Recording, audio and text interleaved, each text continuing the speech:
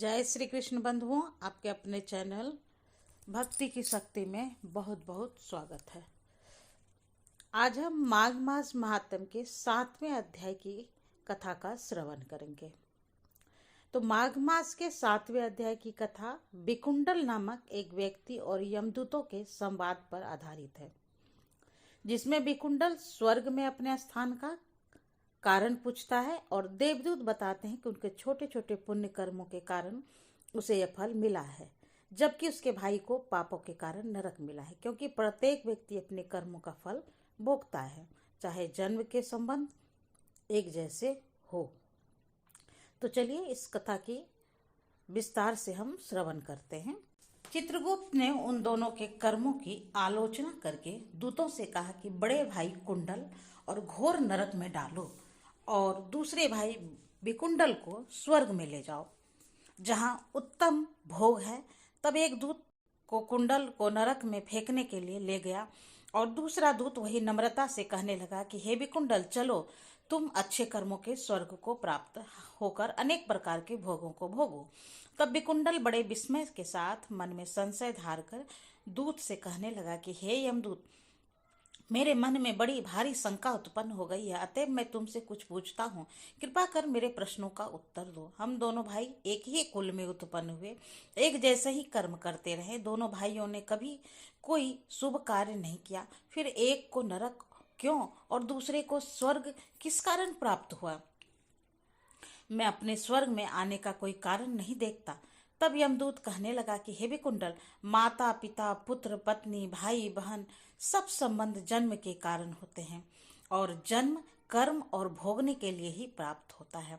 जिस प्रकार एक वृक्ष पर अनेक पक्षियों का आगमन होता है, उसी तरह इस संसार में पुत्र भाई माता पिता का भी संगम होता है और इनमें से जो जैसे जैसे कर्म करता है वैसे ही फल भोगता है। तुम्हारा भाई अपने पाप कर्मों से नरक में गया, तुम अपने पुण्य कर्म के कारण स्वर्ग में जा रहे हो।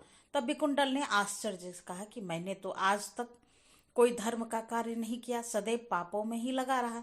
मैं अपने पुण्य के कर्म को नहीं जानता। यदि तुम मेरे पुण्य कर्म को जानते हो तो कृपा करके बताइए।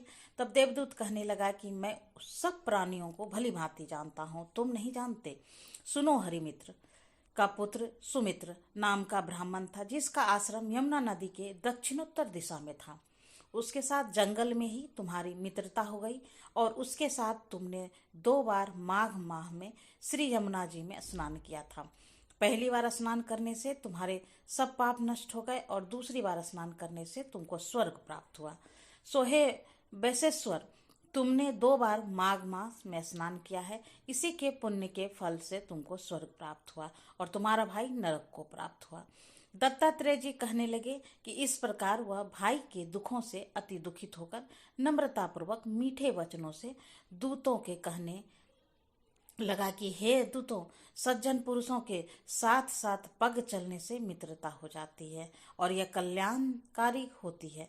मित्र प्रेम की चिंता न करते हुए भी तुम मुझको इतना बताने की कृपा करो कि कौन कौन से कर्म से मनुष्य यमलोक को प्राप्त नहीं हो पाता, क्योंकि तुम सर्वज्ञ हो।